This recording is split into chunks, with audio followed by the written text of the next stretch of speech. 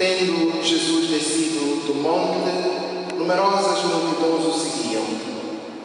Eis um leproso se aproximou e se ajoelhou diante dele, dizendo: Senhor, se queres, tu tens o poder de me purificar.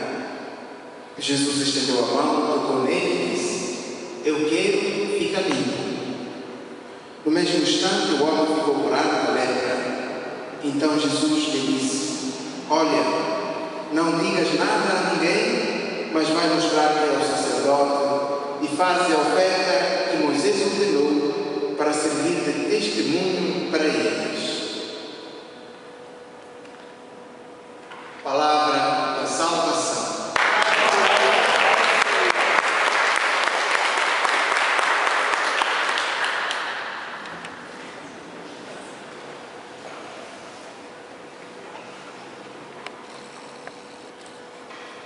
Que se prenda ao céu da boca minha língua, se em ti eu esquecer Jerusalém.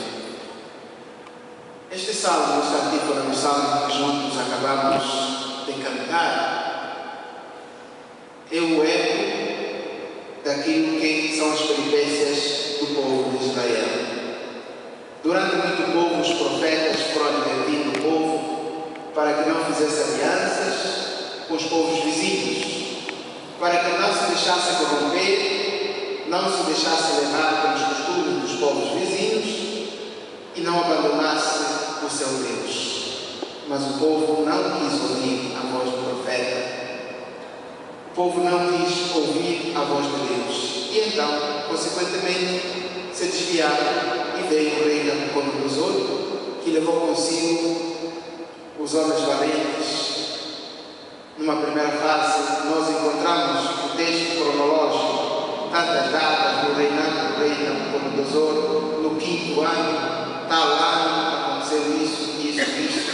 Por que o escritor sagrado recorre a estes dados históricos cronológicos? Para nos situar, para nos fazer entender que aquilo é uma história do povo.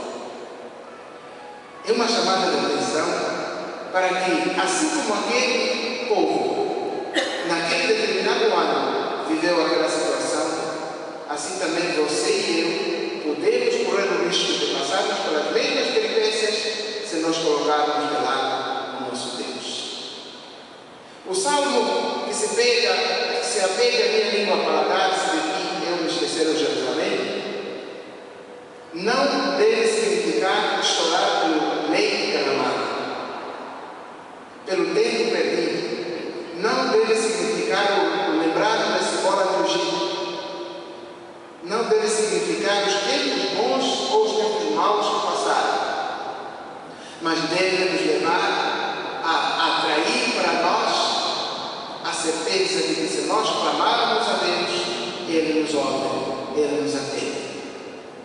Este salmo é um salmo que nos lembra de fato o cativeiro da Babilônia, quando o povo era obrigado, era forçado a cantar na escravatura, sujeito a várias situações.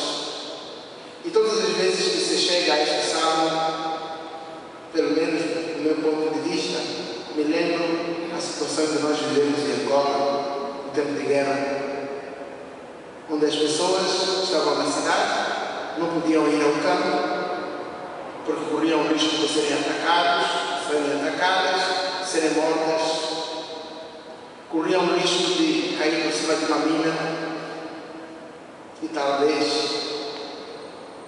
falando em minas aqui, a gente não entenda muito assim bem, mas é um dispositivo, é uma bomba que se coloca debaixo da terra, esperando que alguém acione por cima. E segundo as estimativas daqueles anos, é que para cada um habitante havia 10 minas à espera. Então, para que você não caia por cima de uma mina, era preferível morrer à fome dentro da cidade, ali à busca do alimento. E nós ouvimos na primeira leitura que houve pessoas em Jerusalém que foram sujeitos a morrer de fome dentro da própria cidade, porque desobedeceram a lei. Isto aqui é um prelúdio, é um anúncio daquilo que acontecerá conosco se de fato nós não colocarmos a render os talentos que Deus nos colocou nas mãos. Se cada um de nós não colocarmos Deus à parte, se cada um de nós ouvir e seguir a voz dos novos profetas, que dia após dia Deus vai nos mandando. Se cada um de nós não colocar a sua cabeça no lugar e não colocar a massa cinzenta a funcionar, porque quando a cabeça não trabalha, o corpo padece. E o padecer do corpo pode vir a significar chorar pelo tempo perdido, pela graça que nós não aproveitamos, pela providência que nós desperdiçamos, pela bênção que nós perdemos por nossa própria culpa. Mas é necessário que nós olhando para o Evangelho, recordemos daquele homem: Senhor, se tu quiseres, tu tens o poder de me curar. E então quero fazer uma leitura do salmista. Apegue-se a minha língua para dar, se eu me esquecer de ti, ó Jerusalém.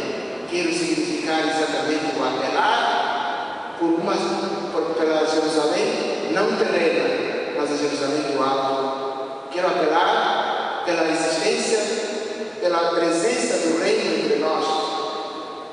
Pois quando nós falamos o seu reino vem entre nós queremos dizer precisamente: Senhor, se tu quiseres, podes me curar.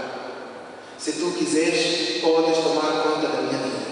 Se tu quiseres, os meus podes recebê-los.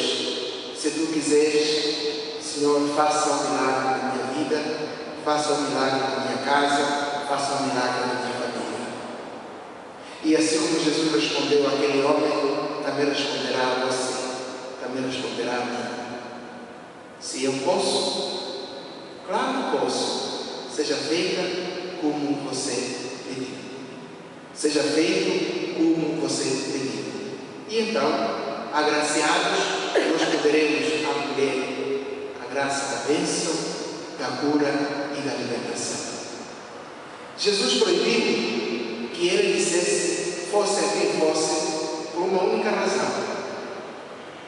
Primeiro, Jesus ainda não tinha chegado a hora de Jesus. Segundo, o bem que é feito em nós, não é necessário que nós o digamos, mas é necessário que Ele próprio fale consigo, porque as coisas dizem aquilo que elas são. O elogio na própria boca pode ser uma doença. É necessário que os outros nos digam: este fulano, de fato, está se comportando bem. Apresentar-se ao sacerdote para que sirva de prova significa exatamente o retorno à graça divina, à permanência nos mandamentos da lei de Deus. Significa o ser coerente com a graça que nós recebemos. Significa a gratidão. Muitíssimas vezes nós não conseguimos agradecer a Deus por tudo que nós temos recebido, por tudo aquilo que Ele tem feito na nossa vida. E você veio exatamente para dizer isso aqui, hoje e agora. Veio apresentar-se ao sumo sacerdote Jesus Cristo, que oferece este sacrifício a Deus por si, por você e por mim. Veio para dizer: Jesus, obrigado pelo dia que terminou. Jesus, obrigado pela vida que você me deu. Jesus, obrigado por tudo que aconteceu comigo nesse dia. Obrigado, Jesus, pela família que eu tenho. Obrigado, Jesus, pela minha casa. Obrigado, Jesus, porque você quer que eu participe da sua realeza. Você veio aqui para dizer também a Jesus: os meus são teus, eu os coloco na sua mão. É exatamente isso que significa a sua presença aqui dentro da igreja. Portanto, jamais nos esqueçamos de repetir o salmista para nos lembrar que não podemos viver sem a presença e o louvor de Deus na nossa própria boca. Caso contrário, nós sairemos mudos, como Zacarias ficou mudo, até a realização da palavra de Deus na pessoa de João Batista.